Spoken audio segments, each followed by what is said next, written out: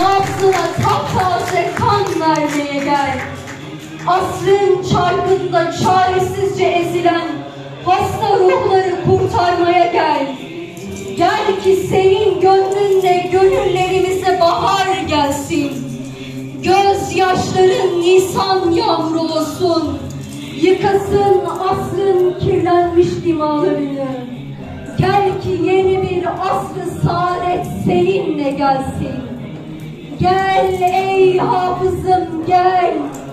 Gel ki belki sen tarihe yepyeni bir devir açacaksın. Gel ey hafızım gel. Sen ki afaka güneş gibi nurlar saçacaksın. Gel ey hafızım. Sen Kur'an oku ki şimşekler çaksın. Melekler bu halimize şahit olsun.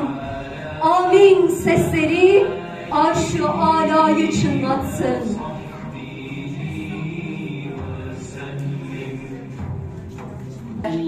Hoca üstattır, muhteremdir, saygıdeğerdir.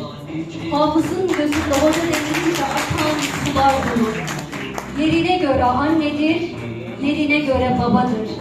Ne çok emeği vardır hafızın üzerinde hocasının. Sanki bir hayat düsturunu birlikte iman ediyormuş gibi her gün, her saat, her dakikasında hocası vardır hafızın.